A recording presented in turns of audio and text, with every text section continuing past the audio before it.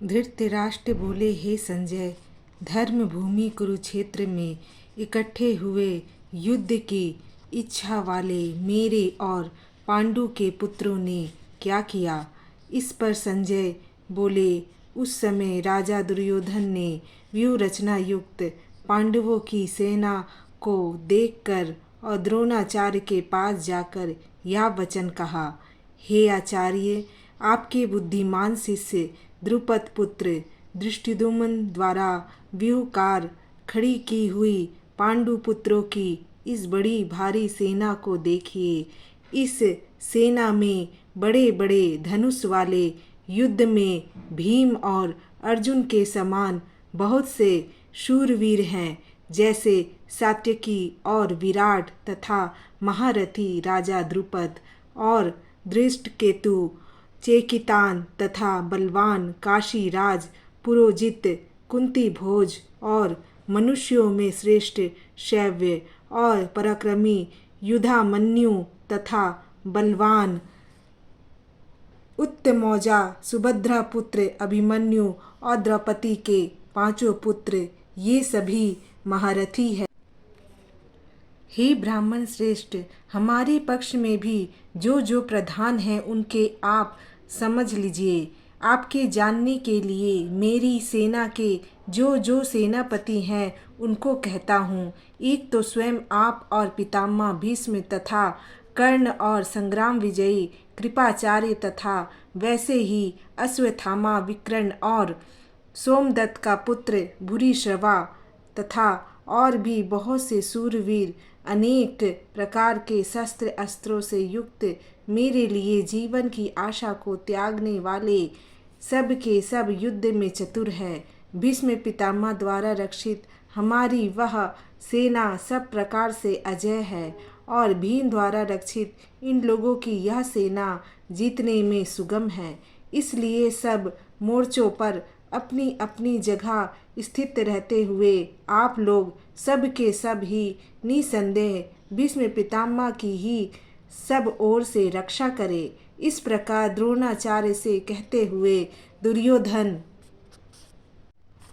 वचनों को सुनकर कौरवों में वृद्ध बड़े प्रतापी पितामह भीष्म ने उस दुर्योधन के हृदय में हर्ष उत्पन्न करते हुए उच्च स्वर से सिंह की नाद के समान गरज कर शंख बजाया। उसके उपरांत शंख और नगारे तथा ढोल मृदंग और निरसिंहादि बाजे एक साथ ही बजे। उनका वह शब्द बड़े भयंकर हुआ। उसके अंततर सफ़ेद घोड़े से युक्त उत्तम रथ में बैठे हुए श्री कृष्ण महाराज और अर्जुन ने भी अलौकिक शंख बजाए। उनमें श्री कृष्ण महाराज ने पंचजन्य नामक शंख और अर्जुन ने देवदत्त नामक शंख बजाया। भयानक कर्म वाले भीम सेन ने पौंड नामक महाशंख बजाया। कुंती पुत्र राजा युधिष्ठिर ने अनंत विजय नामक शंख और नकुल तथा सहदेव ने सुघोष और मणि पुष्पक नाम वाले शंख बजाए।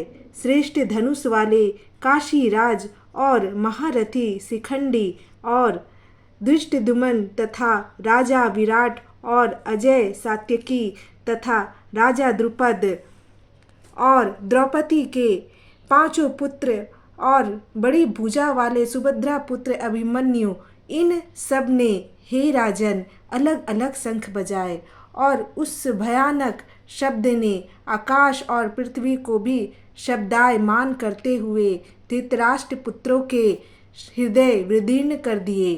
हे राजन, उसके उपरांत कपिध्वज अर्जुन ने खड़े हुए धृतराष्ट्र पुत्रों को देखकर उस शस्त्र चलाने की तैयारी के समय धनुष उठाकर हर्षिकेश श्री कृष्ण महाराज से यह वचन कहा, हे अच्युत्य, मेरे रथ को दोनों सेनाओं के बीच में खड़ा करिए। मैं इन स्थित हुए युद्ध की कामना वालों की अच्छी प्रकार देख लूं कि इस युद्ध रूप व्यापार में मुझे किन किन के साथ युद्ध करना योग्य है। दुर्बुद्धि दुर्योधन का युद्ध में कल्याण चाहने वाले जो जो ये राजा लोग इस सेना में आए हैं, उन युद्ध करने वालों को मैं देखूंगा। संजय बोले, हे धृतराष्ट्र, अर्जुन द्वारा इस प्रकार कहे हुए महाराज श्री कृष्णचंद्र ने दोनों सेनाओं के बीच भीष्म और द्रोणाचार्य के सामने और संपूर्ण राजाओं के सामने उत्तम रथ को खड़ा करके ऐसे कहा कि हे पार्थ, इन इकट्ठे हुए कौरवों को देख।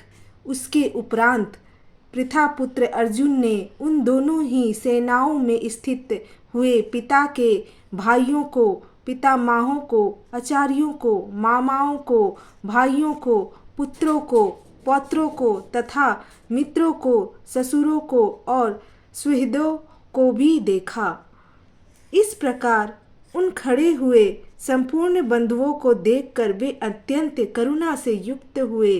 कुंती पुत्र अर्जुन शोक करते हुए यह बोले, हे कृष्ण, इस युद्ध की इच्छा वाले खड़े हुए स्वजन समुदाय को देखकर मेरे अंग स्थिर हुए जाते हैं और मुख भी सूखा जाता है और मेरे शरीर में कांप तथा रोमांच उत्पन्न होता है तथा हाथ से गांडीव धनुष से गिरता है और त्वचा भी बहुत जलती है तथा मेरे मन भ्रमित सा हो रहा है, इसलिए मैं खड़ा रहने को भी सामर्थ्य नहीं हूँ। हे केशव, लक्षणों को भी विपरीत ही देखता हूँ तथा युद्ध में अपने कुल को मारकर कल्याण भी नहीं देखता।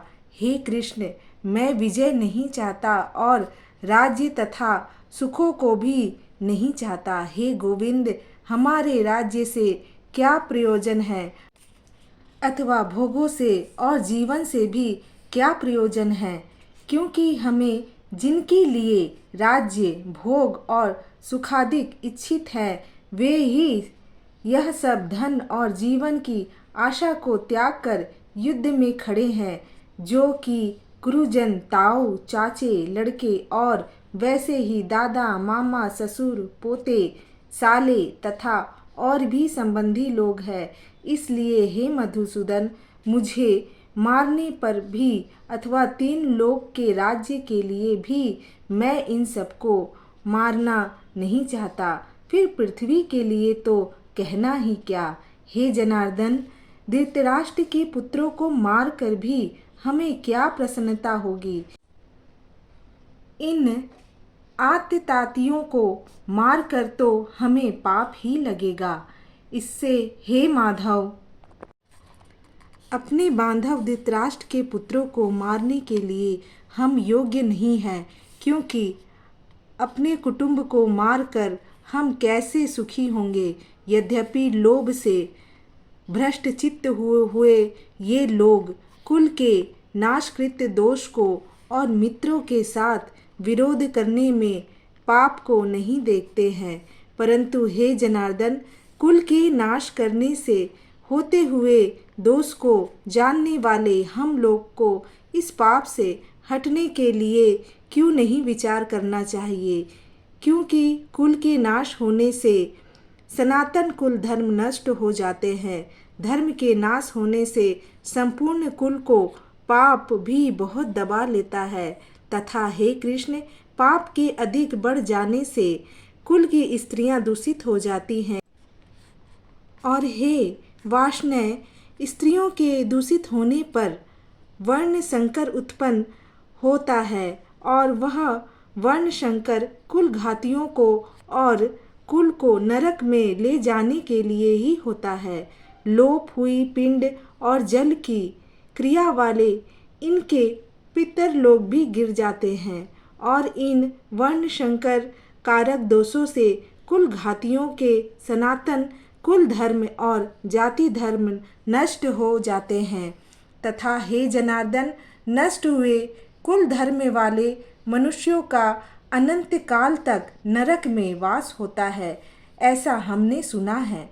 अहो शोक है कि हम लोग बुद्धिमान होकर भी महान पाप करने को तैयार हुए हैं, जो कि राज्य और सुख के लोभ से अपने कुल को मारने के लिए उद्धत हुए हैं। यदि मुझे शस्त्र रहित ना सामना करने वालों को शस्त्रधारी धृतराष्ट्र के पुत्र रण में मारे तो वह मरना भी मेरे लिए अति कल्याणकारक होगा। संजय बोले, रणभूमि में शोक से उद्विग्न मन वाले अर्जुन इस प्रकार कहकर बाण सहित धनुष को त्याग कर रथ के पिछले भाग में बैठ गए हैं। इति श्रीमद्भागवत रूपी उपनिषद एवं ब्रह्म विद्या तथा योग शास्त्र विषयक श्री कृष्ण और अर्जुन के संवाद में अर्जुन विषाद योग नामक पहला अध्याय।